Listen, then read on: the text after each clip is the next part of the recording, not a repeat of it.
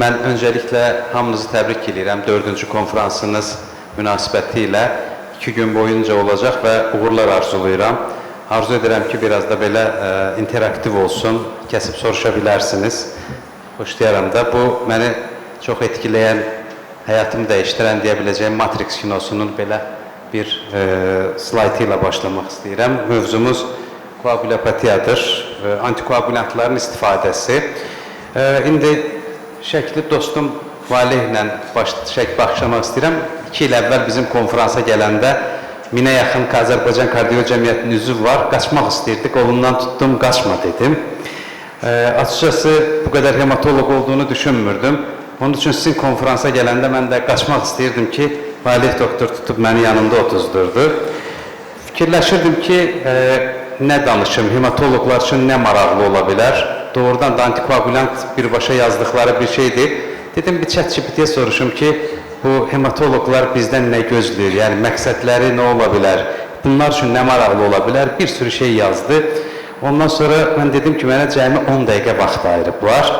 Ondan sonra... Şimdi orada... Uzatma kardeş, öldüler! Bir şey anlatsın! Onun üçün mənə dedi ki, qısa kəs, uzatma. Mən də onun üçün teorik mövzuya girmədən birbaşa sizə bir klinik hal üzərindən başlayaq. Bu 55 yaşında bir qadın xəstədir, 65 kilodur. Azərbaycan cəmiyyətinə uyğun olmadığı şəkildə çəkisi pis deyil. Təngi nəfəsliyi başlayıb və sağ ayağında şişmə olub, yəni dərin ven trombozdur, amma yanaşı həm yüksək təzyiqi var, həm 10 ildir şəkəri var və böyrək çatışmazlığı da var nəzarətçisi olduğu üçün. 7 gün əvvəl də dərin ven trombozu ilə hospitalizə edilib. İlk 48 saatdə Azərbaycanda olduğu kimi anfraksiyon heparin başlayıblar. Daha sonra 2 gündən sonra böyrək çatışmazlığı da olduğu üçün xəstədə daha kiçik doz enoxaparinə keçib və xəstənin təzyiq dərmanını davam elətdirirlər. Xəstə antikoagulant müalicənin 5-ci günündə göyərmələr və halsızlıq və diş əti qanamaları başlayır, amma ayağı yenə şişdir, dərin ven trombozu davam edir.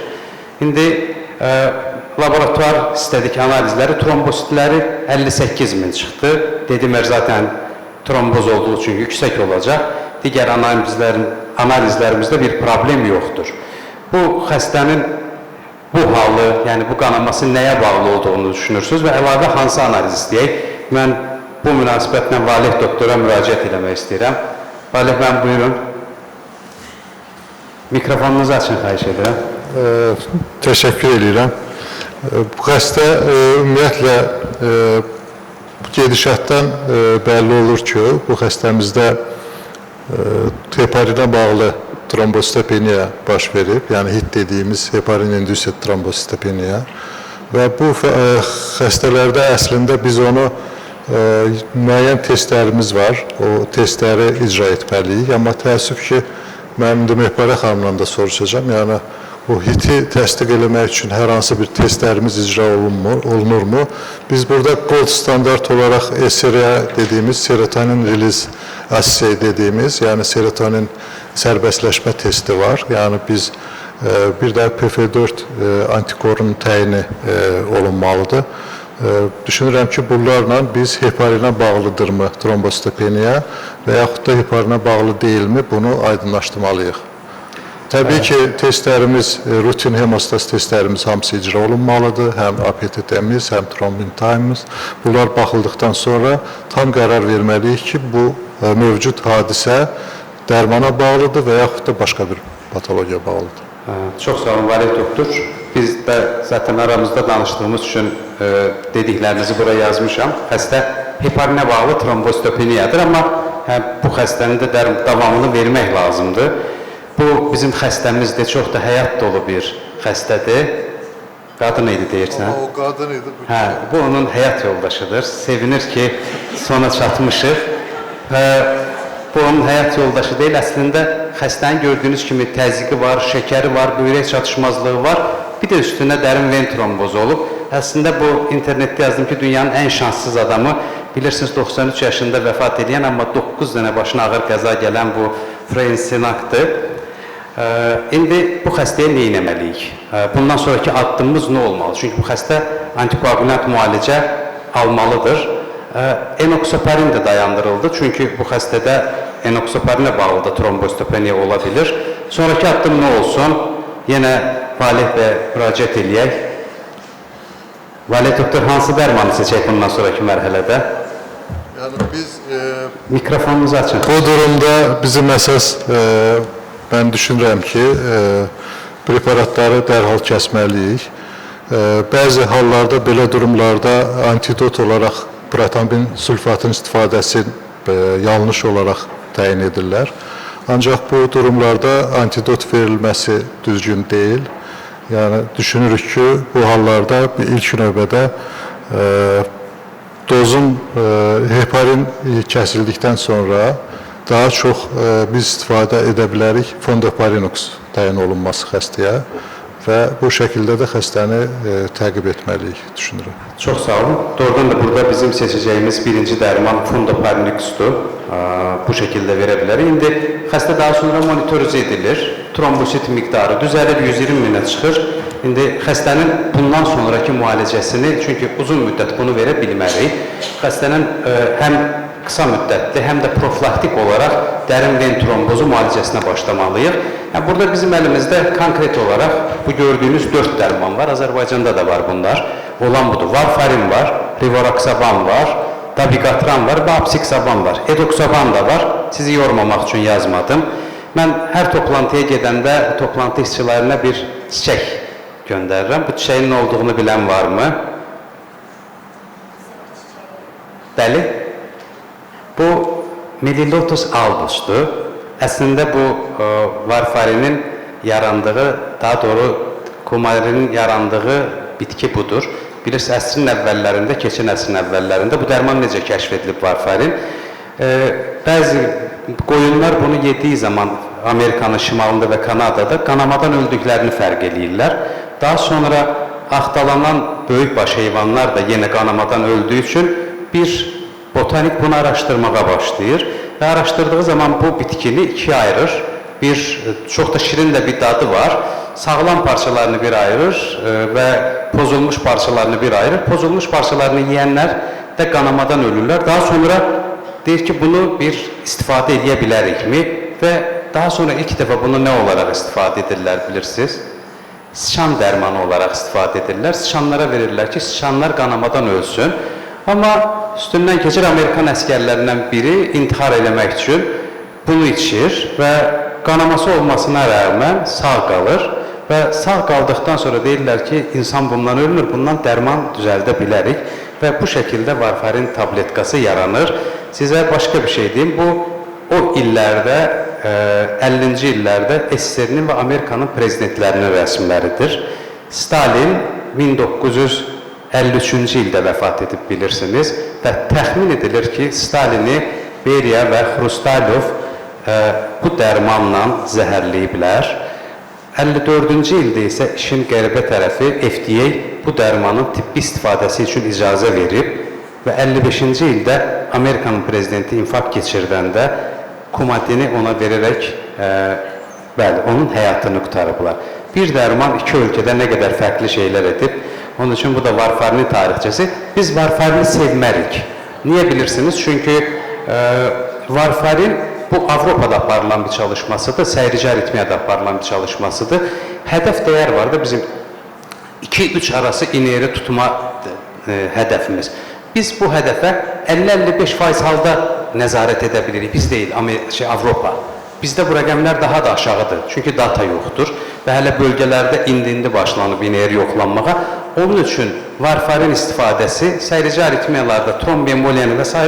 önləmir. Ona görə də biz bu xəstədə istifadə eləmirik və kreatinin klerенsi pozulduğu zaman gördüyünüz kimi dabiqatranı vermək təhlükəlidir. Çünki Valeh doktorun da paylaşdığı kimi dabiqatran 80% halda böyrəkdən metabolizə olur, atılır. Onun üçün amma bunun xaricində istədiyimiz dərmanı verə bilərik. İndi bu qrafikdə belə bir şey deyim ki, soruşa bilərsiniz ki, hansı antikoagulantı verək? Dabiqatranı, rivaroxabanı, apsiksabanı. Açıqcası bunların bir-birləri ilə müqayisə edilən bir dənə də olsun çalışma yoxdur. Sadəcə təxmini rəqəmləri deyə bilərik çalışmadan ki, məsələn, strok keçirtmə ehtimalı, məsələn, baxa bilərsə dabiqatranda ən azdır, ondan sonra apsiksabandır. Amma mayor qanama ən az olduğu apsiksabandır. beyin qanaması ən az olan yenə apsiksabandır. Onun üçün və total ölümlərdə ən az olan apsiksabandır. Yəni görsənən şey budur ki, apsiksaban qanama durumlarında bizim daha çox tərcih edəcəyimiz gerəkən bir dərmandır. İndi təbii ki, burada xəstəyə apsiksaban keçməyə qərarı verdik. Apsiksabanı hansı dozada verək? Sual budur. İndi burada apsiksabanın dozası var. 3 dənə faktor var. Biz gördüyümüz kimi, ümumiyyətlə, biz kardiologlarda da belə çox olur. Rəhbər tövsiyə olmadan bir xəstədə bir balaca risk gördükmü, həmən dozları azaldırır. Amma dozları azaltmaq demək tromboz ehtimalını artırır. Onun üçün əlimizdə sübuta dayalı bir şəkildə getməliyik. Şərt budur ki, 80 yaşın üstüdürsə, 60 kilodan azdırsa və kreatinini 1,5-dən çoxdursa, yəni bu çalışmalara görə belə rəqəm çıxarılır, bu halda yarı doza keçirilir. Bizim xəstədə isə 55 yaşındadır, çəkisi də 65 kilodur, sadəcə kreatinini yüksəkdir. Onun üçün bizim xəstədə tam doz verməliyik. Hansı analizləri təqib eləməliyik? Burada təqib edəcək heç bir analiz yoxdur və müalicəni ömür boyu yanınızda qoruyucu mələyiniz olduğu və əcəl imkan verdiyi müddətcə almalısınız bunu. Mən hamınıza təşəkkür edirəm. Çox sağ olun.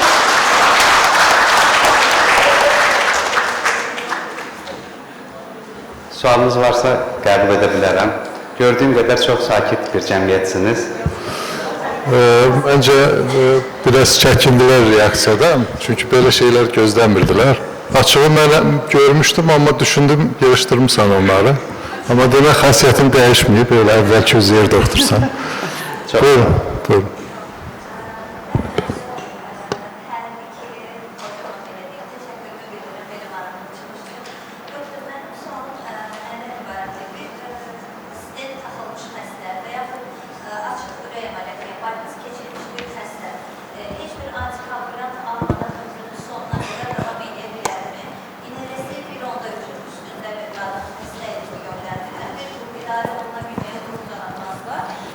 Və lor konsultasiyasından sonra lor ona, yəni qəti surətdə antikoagulant almamağı məsləhət görmüşdü. Bu halda ona heç bir antikoagulant vermədən, yəni o xəstədə gələcəkdə bir problem yaranarmı, tromboz riski stenti varsa və yaxud açıq ürək əməliyyatı, bypass keçiribsə? Yəni biz burada antikoagulantla antiaqreqam və antitrombosit müalicəni qarışdırmayalım. Xəstənin əgər səyrici aritmiyası yoxdursa, burada antikoagulant müalicəyə ehtiyac yoxdur. Antiaqreqant müalicə bizə yetərlidir. Burun qanaması bilirsiniz ki, əksər hallarda minor qanamadır və xəstəxanaya yatış və transfuziya ehtiyacı yoxdursa, minor qanamadır və dərmanı adətən kəsməyə də gərək yoxdur. Onun üçün burada antiaqreqant dərmanlardan aspirin və klopidogrel istifadə edilə bilər bir dənəsi. Bəlli bir kiçik bir müddət ara verdikdən sonra istifadə edilə bilər.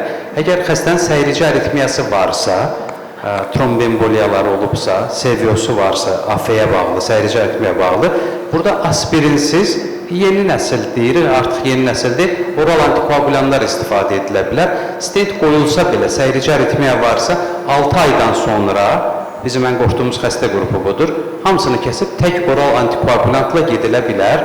Və düşünüldüyü qədər də çox olmur əslində kontrol etdiyiniz zaman qanama oral antikoagulanlara bağlı. Bir də dediyim kimi apsiksaban və edoxaban daha az qanama verir, bunu istifadə etmək olar. Və ineri 2-3 arası tutmaq sadəcə qapaq əməliyyatlarında mı məcburidir, yoxsa açıq ürək ya da stent qoyulmalarda da belə bir məcburiyyət varmı, ya da belə bir protokol, belə bir şey deyirmi?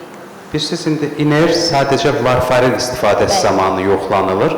Bu da sadəcə metalik qapaq qoyulduğu zaman istifadə edilən bir şeydir. Və yaxud da xəstənin əlinizdə yoxdursa oral antikoagulanlar, varfarin başlamaq məcburiyyətindəsiniz. Dərin ven trombozu və yaxud pulmonar trombemboliya bu kimi hallarda istifadə edə bilərsiniz. 2-3 arası. Əgər səyrici aritmiyası da varsa, bu dəyər daha yüksək tutulmalıdır. 2,5-3,5 arası tutulmalıdır. Yenə təkrarlayırsa, buna baxmayaraq 4-ə qədər ineri tuta bilərsiniz. Təşəkkür edirəm, sağ olun. Buyurun Günel xanım, sizin sualınız var.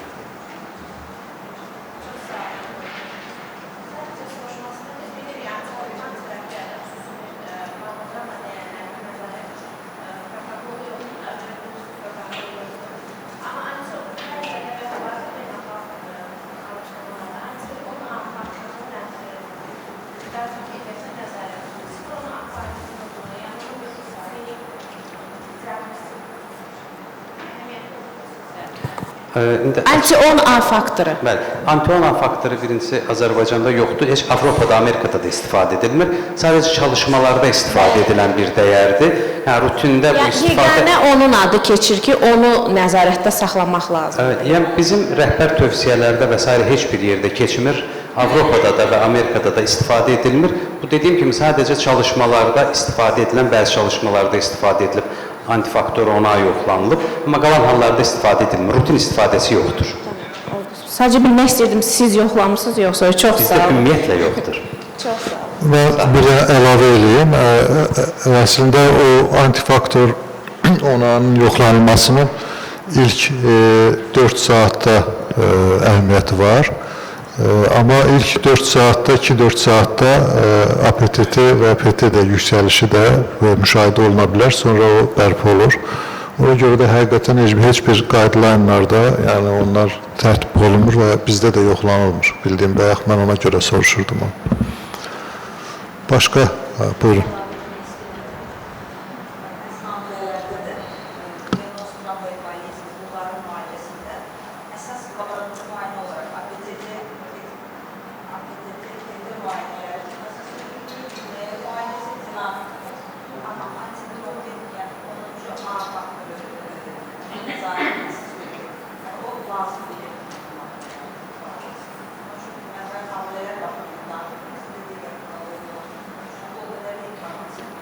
Bu arada biz hamilələrdə varfarin istifadə edirik.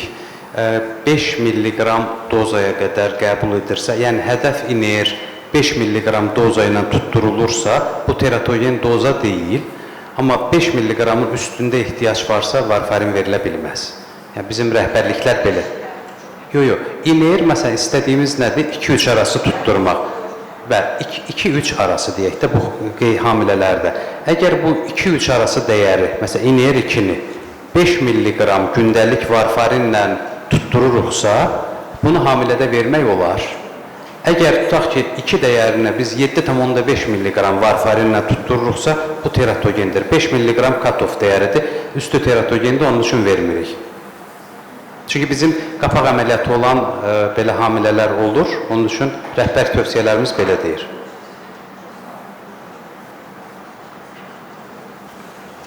Çox sağ olun, Zeyir doktor, təşəkkür edirəm və düşünürəm ki, bizim proqramda kofe breakimiz var deyəsən. Proqramı bura qoymayıblar. Oturumuzu bitirək. Sağ olun.